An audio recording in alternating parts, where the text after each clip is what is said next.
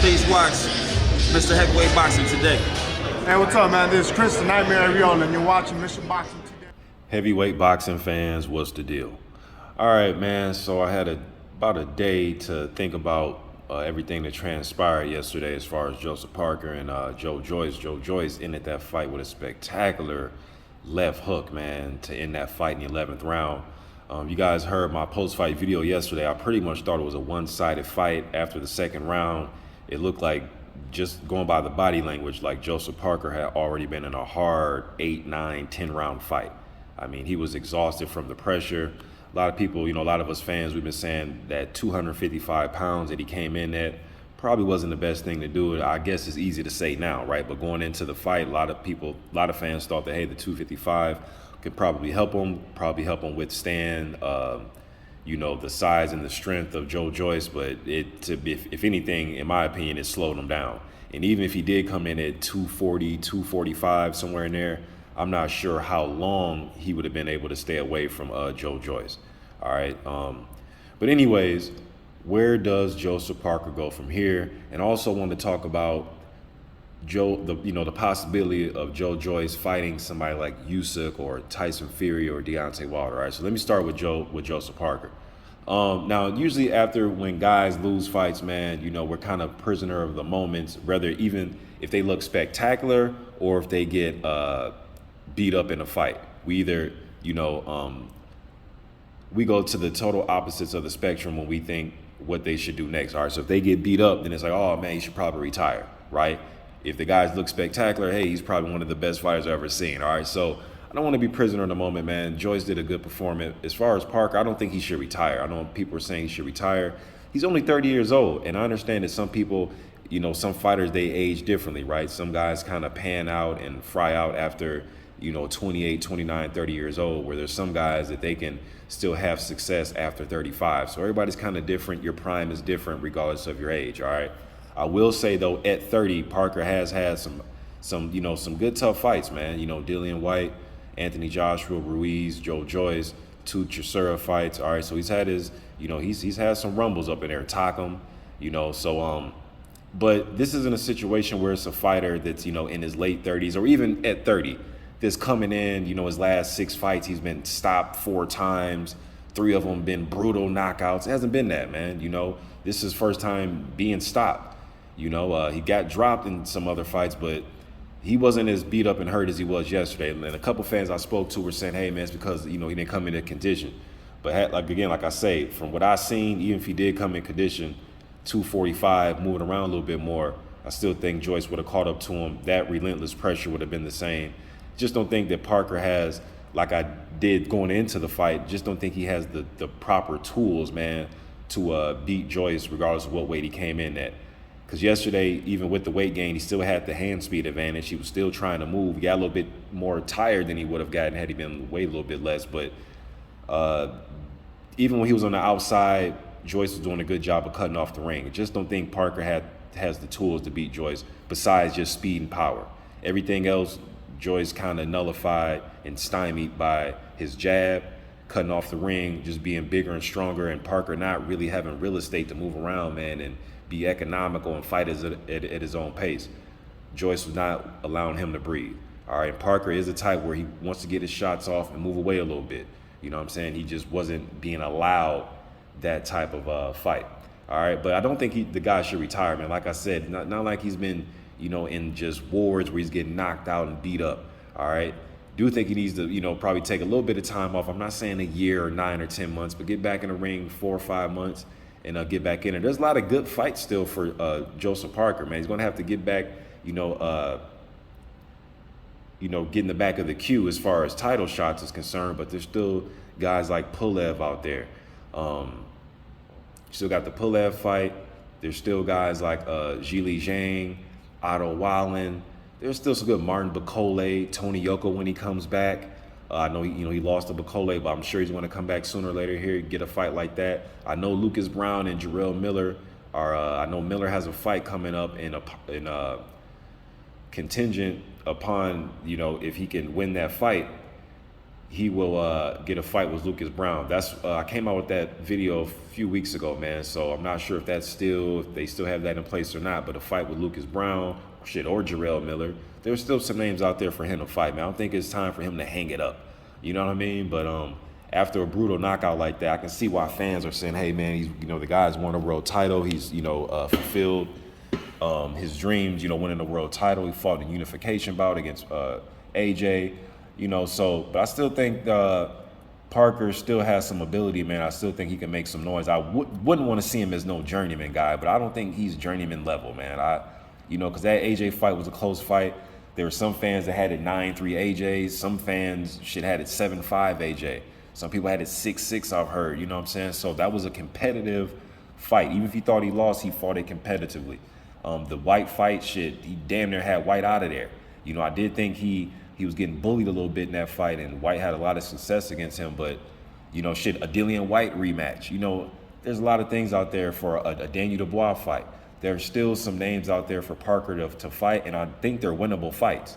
He was landing some good shots yesterday, man, in my opinion, that could have backed up or dropped 85 to 90% of the other heavyweights. At least backed them up to make them think about it. He was landing some good digging shots yesterday to the body and upstairs. But, I would like to see him in those type of fights, after a 4 or 5 month break, something like that. As far as Joyce, man, looked spectacular yesterday with that style. Like I said yesterday in my video, I'm not sure how long he's going to be able to stay and keep up with this, way he's fighting. Now, he's been doing it for his whole career. He fought like this in the amateurs when I watched him. Like the Frazier Clark fight or even the fights in the World Series of Boxing. He's always fought in this manner. Where he's want to come forward, put relentless pressure on you, pump his jab. Everything is thrown at the same speed, but that's the thing about him. He keeps the constant attack. You know what you're going to get from Joyce. He's going to come in shape. His conditioning is just world class, man. Just world class conditioning, world class chin thus far. All right. But as far as where he matches up with other guys right now, man, I'm looking at that Usyk fight, and look, I want Usyk versus Tyson Fury. I want a undisputed heavyweight champion. I've been preaching this for years, for years and years and years, man. We haven't had one since Lewis fought Holyfield. I'm sorry, not Tyson, but since Lennox Lewis fought Evander Holyfield twice in 1999. We haven't had a undisputed heavyweight champion since then. Okay, we've had opportunities to have one. The Klitschko brothers, they were brothers. That's why they couldn't, give us undisputed. And then, Wilder's had the title, AJ has had the title, all these guys, Ruiz, Parker, all these guys had the title. I want an undisputed champion, so hopefully we can get that fight. If that fight doesn't happen, Joyce versus a guy like Usyk. Now look, when they fought each other in the World Series of Boxing at the end of that 5 rounds, I know Usyk won the fight. He was, getting in and out with pot shots and using his defense. He was making Joyce miss. He was moving around the ring. Joyce couldn't cut the ring off effectively. That was, 9-10 years ago. I don't think that Usyk is any quicker than he was back then. Is he a better fighter? Yeah, I think he's I think both guys are better fighters. I think both guys are stronger. Just physically, you can tell by their physiques, just stronger guys, even more experience. But I wouldn't go as far as say that Usyk is quicker, that he's going to be able to evade the shots, and as far as with his feet. Evade the shots and get out the way as quickly as he was doing back in those days. But hey, he's a smarter fighter than he was then. I think he's probably not as quick as he was in those World Series of Boxing days, but he's still pretty damn quick, especially at the fighting these heavyweights. All right, so I will say that.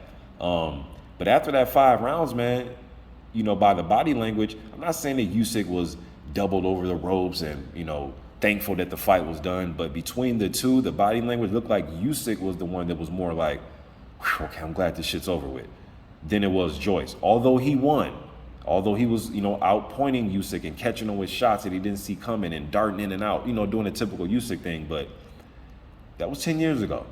I still think those counters are still there because I think Joyce has the same defense, although he will add some wrinkles, bending at the waist, make you miss. He was doing a great job, and even though although he was getting caught with some good shots by Parker, I thought Joyce was doing a good job of putting the high guard up. I still think that he, you can probably break him down to the body because I seen Jennings laying that one. That's the one good thing we can say is Jennings laying that body shot on him that made him react to it. but Parker was digging in with some shots. There was a few times where Joyce stopped in his tracks, but not to the point where he was staggered or hurt, but there was a few times where he took a step or here back. But for the most part, he was coming back forward, and he was answering Parker. After Parker landed big shots, he was answering back. Now back to the Usyk matchup. Even in the World Series of Boxing, he was trying to do that, but Usyk could land his shots, and before Joyce can land back, Usyk could be out of there. But Anthony Joshua showed you, I believe, was it the 9th round? Was it I forget now. It was either the round where AJ had his success in that second fight, where he was going to Usyk's body, and he was being a power boxer, fighting like the big man. And that's one thing about Joyce.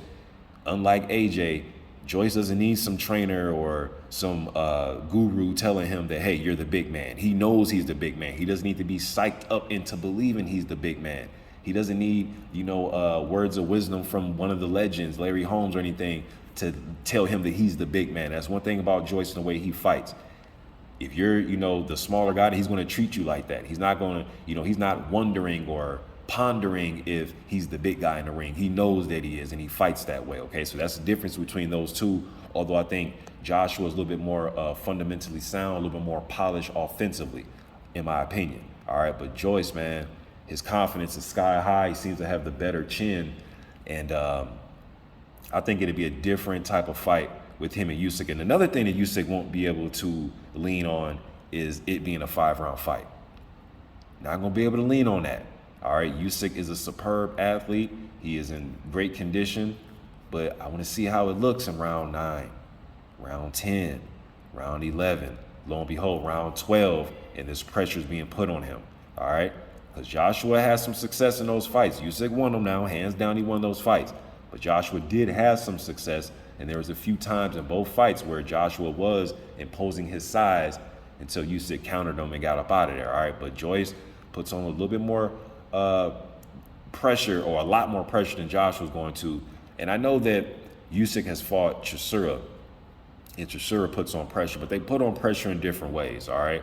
Where is with Chisora, there is no times where he can't reach you, where he's trying to plod in and leap in with hooks and uppercuts because he doesn't have the reach.